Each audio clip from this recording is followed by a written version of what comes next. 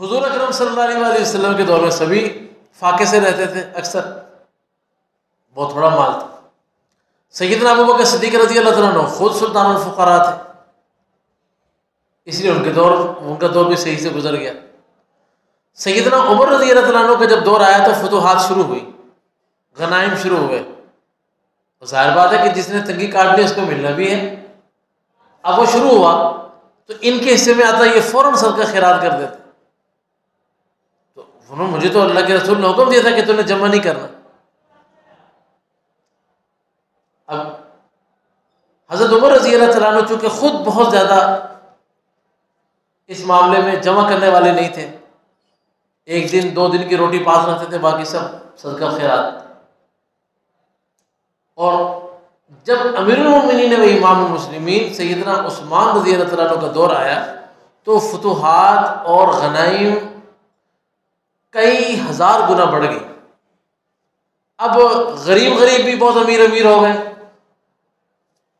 اور اب ان کے دور میں مدینہ طیبہ سے باہر کے لوگ بھی مدینہ میں آ کے ٹھہرنے لگے۔ بس میں آ رہی کہ نہیں آ رہی؟ اب جب انہوں نے یہ دیکھا کہ بازاروں کے اندر ریل پیل ہے، لوگوں کی بازاروں میں مشغولیت ہے اور پیسوں کی ریل پیل ہے، اب حضرت نکلے ڈنڈا لے کر باہر، اور بازاروں میں آیتیں پڑھتے تھے، اور تو جہنمی ہے، تو بھی جہنمی ہے، تو نے پیسے اپنے پاس سنبھال کے رکھے ہو۔ عثمان رضی اللہ تعالیٰ عنہ نے ان کو سمجھایا تو کچھ دن تو وہ خاموش رہے، وہ اندر کہاں بیٹھے دیتا تھا ان کو، کیونکہ ابو ذر رضی اللہ تعالیٰ عنہ اس پر تھے کہ جو حضور اکرم صلی اللہ علیہ وسلم نے جو فرما دیا، مثلا آپ نے مشکات میں اور ترمذی میں روایت پڑھی ہے کہ اوصانی خلیلی بسبع، روایت پڑھی، یاد آئی کہ حضرت ابو ذر فرماتے ہیں کہ مجھے میرے خلیل نے 7 نصیحتیں کی، اس میں آخری نصیحت آپ نے پڑھی کہ وَأَلَّا أَسْأَلَ أَحَدًا شَيْئًا، آخری نصیحت مجھے یہ تھی، وَأَلَّا أَسْأَلَ أَحَدًا شَيْئًا، کہ میں کسی سے کسی چیز کا سوال نہ کروں۔ تو فرماتے ہیں کہ اگر حضرت ابو ذر رضی اللہ تعالیٰ عنہ کا کوڑا زمین پر گر جاتا تھا، گھوڑے پر بیٹھے ہیں، کوڑا نیچے گر گیا ہے، تو وہ کسی کو کہتے نہیں تھے یہ کوڑا پکڑانا، گھوڑے سے اتر کے کوڑا پکڑ کے پھر دوبارہ گھوڑے پہ چڑھتے، ان کی یہ کیفیت ہو گئی تھی۔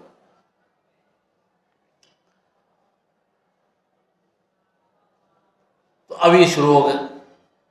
بعض صحابہ نے ان کو سمجھایا، کچھ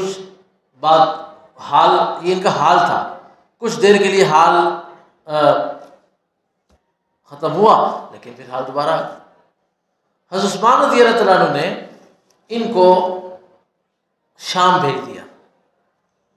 حضرت سیدنا امیر معاویہ رضی اللہ تعالیٰ عنہ وسلامہ علیہ کے پاس، اور خط لکھ دیا کہ ان کے یہ احوال ہیں، تم چونکہ بہت تدبر رکھتے ہو اور بہت تمہاری ذہانت مشہور ہے تو تم ان کو ذرا سنبھالو۔ یہ 2-3 دن تو وہاں رہے، حضرت معاویہ کا اپنا ٹھاٹ باٹ بہت تھا، وہاں سے نکل آئے، اس شام میں آ کے بازاروں میں دیکھا، وہاں تو مدینے سے بھی زیادہ ریل پیل، اور وہاں بھی کام، وہاں بعض لوگوں سے لڑائی ہو گئی۔ حضرت معاویہ رضی اللہ تعالیٰ عنہ نے ان کو کہا کہ اچھا ٹھیک ہے، انہوں نے 1,00,000 دینار اپنے غلام کے ہاتھ بھیجا۔ کتنا؟ 1,00,000 دینار، کہ یہ اوپر سے کہتے ہیں کہ یہ واقعتاً اندر سے ہی کہتے ہیں۔ انہوں نے کہا کہ معاویہ سے کو مجھے اس کی ضرورت نہیں، یہ لے لیں واپس، میں کیا کروں گا اسے۔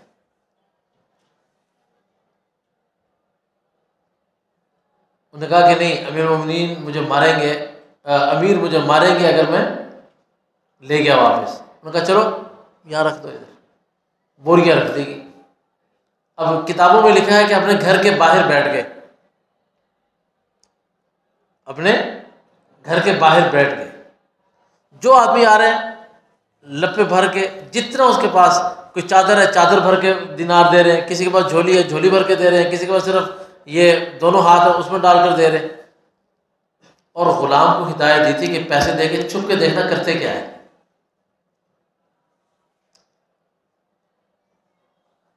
تو کہتے ہیں کہ جب 1 دینار بچ گیا تو بیوی نے کہا ہمارے لیے بھی تو کچھ چھوڑ دو، تو 1 دینار اس کو بھی دے دے کہ چلو تو بھی کیا یاد کرے گی، لے لو۔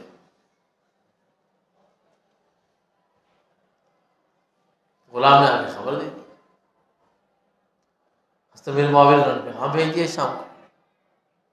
کہ میں نے آپ کو 1,00,000 دینار بھیجا تھا، مجھے واپس کرو۔ انہوں نے کہا بھائی میں نے تو اللہ کے راستے میں خرچ کر دیا، اپنے لیے تو کیا نہیں، 1 دینار گھر میں پڑا ہوا ہے، وہ لینا ہے تو بتا دو، وہ لے دیتا ہوں، نہیں تو پھر مزدوری کرتا ہوں تو میں دے دیتا ہوں 1,00,000 دینار۔ تو حضرت معاویہ رضی اللہ تعالیٰ عنہ نے حضرت سیدنا عثمان رضی اللہ عنہ کو خط لکھ دیا کہ ابو ذر کے تقوی کا میں اور اہل شام مقابلہ نہیں کر سکتے، ابو ذر اس مقام پہ آپ ان کو واپس بلائیں، اور کہا کہ ان کو خط دیا اپنے غلام کو اور کہا کہ امیر المومنین آپ کو بلایا، جاؤ مدینے آ گئے، چند دن ٹھہرے، اب ٹھہرے چند دن پھر وہ شروع، حضرت عثمان رضی اللہ عنہ کے پاس کعب احبار بیٹھے تھے۔ اب کعب احبار نے ان کو سمجھایا، اب کعب احبار جو تھے وہ یہود کے سب سے بڑے عالم تھے، اور حضور اکرم صلی اللہ علیہ وسلم کے زمانے میں اسلام قبول نہیں کیا، حضرت عمر رضی اللہ عنہ کے ہاتھ میں اسلام قبول کیا تھا، تو بہت بڑے عالم تھے۔ کعب احبار نے جب ان کے ساتھ مناظرہ کیا نا تو انہوں نے کہا کہ او یہودی کے بچے، میں حضور اکرم صلی اللہ علیہ وسلم کے ہاتھ پر اس وقت اسلام لے کر آیا جب 7 بندے اسلام قبول کرنے والے نہیں تھے، اور تو آج مسلمان ہو کے مجھے یہ حضور کے بارے میں درس دیتا ہے، کوئی ڈنڈا پڑا ہوا تھا پاس میں کے، یہ میں آپ کو لفظ بلفظ سنا رہا ہوں کتاب سے، اوپر ڈنڈا پڑا ہوا تھا، کہتے ڈنڈا اٹھا لیا انہوں نے، اب کعب احبار آگے آگے یہ پیچھے پیچھے بازار میں چکر لگا۔